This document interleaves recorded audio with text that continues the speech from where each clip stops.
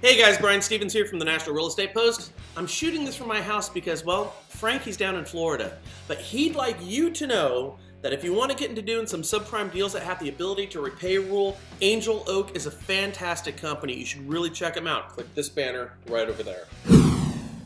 So yesterday in our text post, we outlined some of the problems that we see with the CFPB.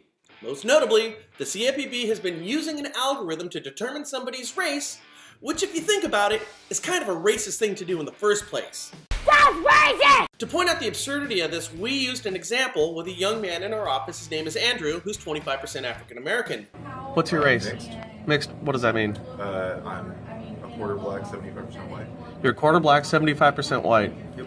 Yet when put into the CFPB's race checker, it came back that there's a 0% chance that he's African American. The thing is, the CFPB, they knew the information was flawed, and then they tried to cover it up. Yet they continued with their all too familiar prosecutorial efforts with lenders using this. So think about it, the CFPB prosecuted lenders for race-based lending, not because they had evidence, but because they simply wanted to do it. The saying doesn't go, the ends don't justify the means most of the time, right? Yet with these guys, I don't know, I guess they do. Then we brought up how the CFPB hires their own judges. I guess if you're going to prosecute somebody on blatantly and obviously faulty information, it's probably a good idea to have a judge on your payroll. I did, however, fail to share this with you. Check this out. This is a snapshot I took of a government job site.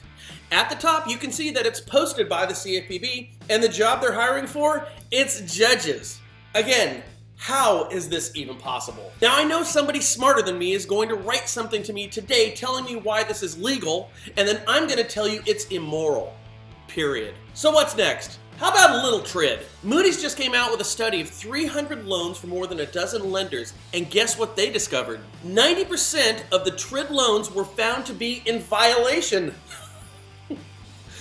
That's 9 out of 10. Now, I have a feeling it's time for some of those CFPB judges to start earning their money. According to Moody's, many of the violations were reportedly technical in nature, such as the need to use the same spelling convention for counterparties or, the absence of a required hyphen. So that's not a big deal. This is going to be easy to straighten out, right? Well, the problem is, when one of these first-generation TRID deals forecloses, the consumer in question now has stronger legal authority to challenge said foreclosure on TRID technicalities. And what we've seen from 2008 to 2010, foreclosure lawsuits are long and expensive, and no lender out there wants to touch it. So even if the CFPB doesn't sue lenders, on these 90% violated TRID loans, securitizing and pooling these residential mortgage-backed securities can become very difficult to sell. And if you can't sell round one, you can't fund round two. And from the Moody's article, this is my favorite part. The extent to which such violations would increase losses for residential mortgage-backed securities is unclear without further interpretation by the courts and the CFPB. Further interpretation, you're expecting clarity from the CFPB?